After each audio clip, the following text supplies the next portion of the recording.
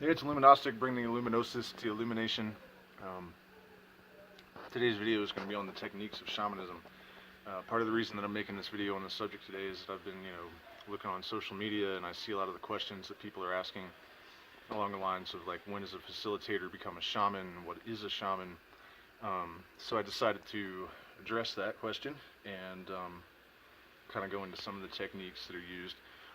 Shamanism is not really a thing. Shamanism is or the term shaman comes from the Western world. Mircea Eliade, I'm not sure if I have that pronunciation correct, was an anthropologist and I think a professor of comparative religion, very well respected um, intellectual.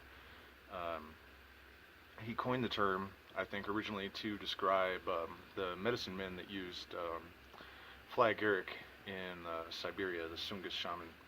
And it was later kind of evolved to apply to any medicine man or healer that used psychoactive plants in their practice.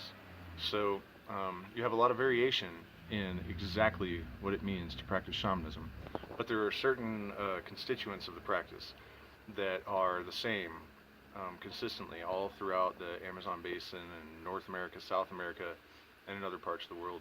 I think that consistency, when you find different tribes that have developed the same practice independently, that lends some credibility to these practices. Like for example, the discovery of ayahuasca. Um, that in and of itself is a miraculous mystery. You have two plants that don't do anything but make you vomit on their own. There is a tremendous number of different plant species in the Amazon rainforest, so the chances of all these tribes figuring out independently how to even come up with this concoction is pretty extraordinary and does suggest some kind of connection with either an intelligence in the forest, you could say the spirit world, in a scientific interpretation or possible explanation that's come up in the last maybe 10 years.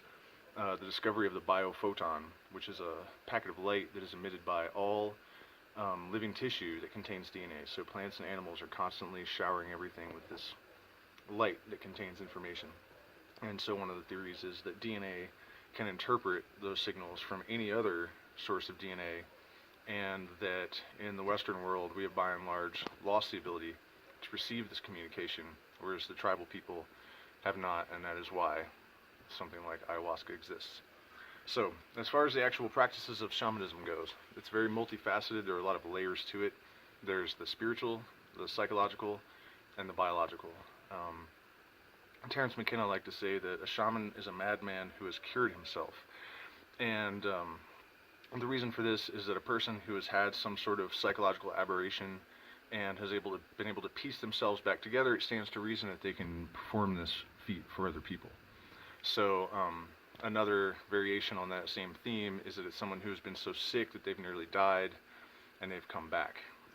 There are other extreme ways of creating shamans in some of the tribes. There's one tribe that would keep a potential shaman completely secluded in darkness, no contact with anyone until I think they were 13 or 21, and then suddenly they would bring them out into the world, and the shock of going between worlds would sort of induce this spiritual transformation.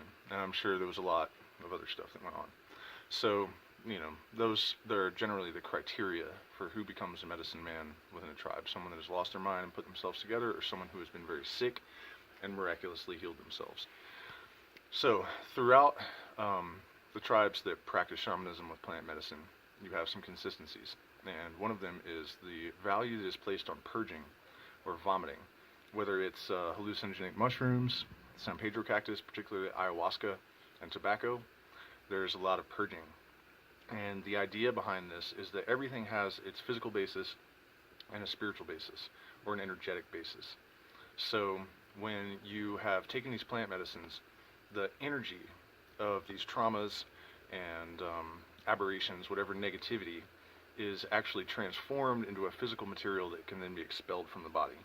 And this is a little bit far out and perhaps difficult for a skeptical Western mind to accept, as it was for me.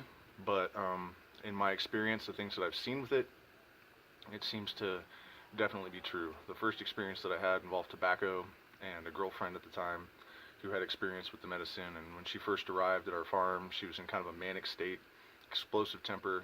Then one day she drank tobacco, came back, and she was just completely different person. So this provoked me to try it myself. And prior to this, I had been very temperamental. And after the tobacco experience, the temper pretty much vanished. So that was a pretty powerful experience for me. And then with ayahuasca, on one occasion, we had fasted for 2 days. And after I drank the medicine, I vomited probably like 20 times or something until there was nothing but this kind of strange foam. I've never seen anything like it come out of my body before or since, as an aside. But then I needed to go to the jungle, and as I was walking to the jungle, I felt very nauseated again, and I vomited, and there was a tremendous volume of vomit. And as this purge was happening, all these negative thoughts, memories of bad things that happened to me, all of these traumas, I can sort of feel them and see them sort of materialize in my head and then come out of my mouth in this stream of, the consistency of this vomit was extremely bizarre too. Very, very strange. And so, knowing that I hadn't eaten in a couple of days, I thought, God, where did you get that? You know, Pachamama, who, for those of you that don't know, is the name that's generally used for the feminine spirit behind ayahuasca, or that you're in contact with when you drink ayahuasca. And so I thought, where did you get that from? And she said, the same place that I got this. And again, this tremendous expulsion of vomit and the same feeling of all of this weight coming up out of my chest and abdomen and out. And since the experience, the effects of those traumas have definitely dissipated from my being. So there was a genuine healing that occurred. So I think that this idea that somehow this energy becomes a physical substance that can be expelled from the body, there does appear in my experience to be some truth to that. So the purging is a huge thing, whether it's San Pedro, ayahuasca, tobacco. In fact, tobacco doesn't really usually have much of an altered state experience. It is just purging, and a lot of people consider it to be just as effective as ayahuasca. In fact, I heard one shaman say that, you know, it is able to get to the things that San Pedro and ayahuasca are not able to reach. And so the other probably most prominent technique that is used in shamanism is energy work. And this is where the term shamanism, I think it's misapplied a lot, because I think in popular culture it's come to mean anyone that works with energy to effect healing. And technically that's, you know, by the books, that's a misapplication of the term. So, but that doesn't mean that shamans that work with plant medicines don't do energy work. So what happens with these plant medicines, to put it in Western terms, a theory that I really like, I think it comes from Dennis McKenna, and I think there are others in his field, I think neurobiology and neurochemistry, that subscribe to this belief as well, that there are filters in the nervous system that screen out a lot of reality. We only perceive, for example, 1% of the full spectrum of light. So if we were constantly trying to deal with looking through these undulating geometries and we could see all the energies in the universe, it would be very distracting. It would be difficult to, say, hunt a deer or drive a car. So in our normal state, we have screened out these energies for pragmatic purposes. And when you take psychedelics and plant medicines, these filters are taken down.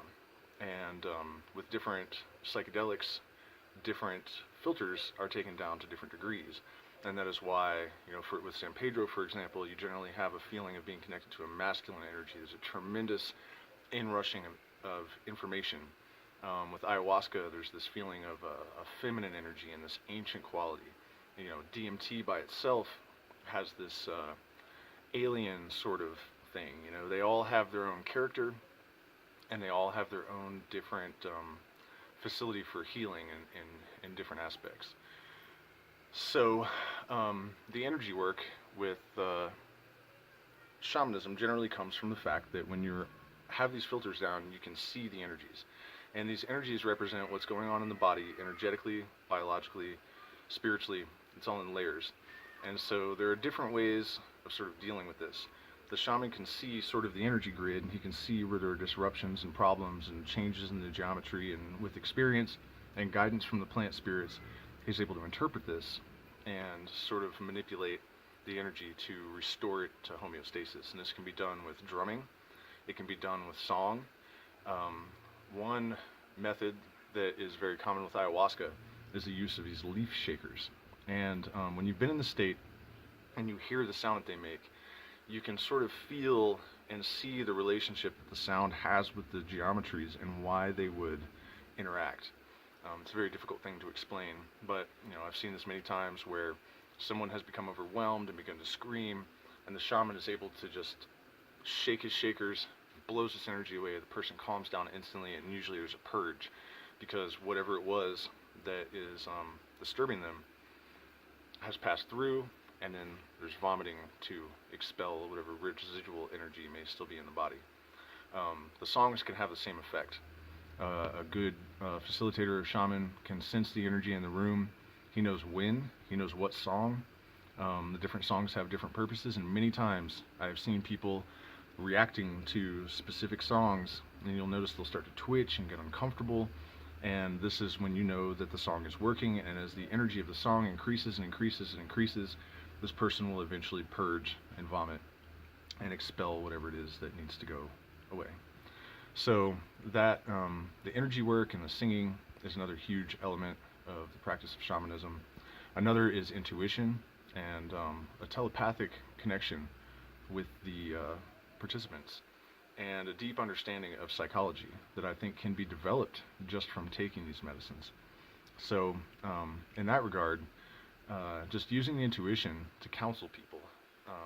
Many times I've had facilitators come and sit down next to me and start to talk about whatever it was that was going through my head at the time that I was maybe stuck on, without uttering a word. Oftentimes too, you'll be sort of feeling uncomfortable, but not making any sounds or showing any signs of distress, and they will sense this and run over and blow this energy away. So developing a sensitivity to the consciousness of all the people in the group is another major component.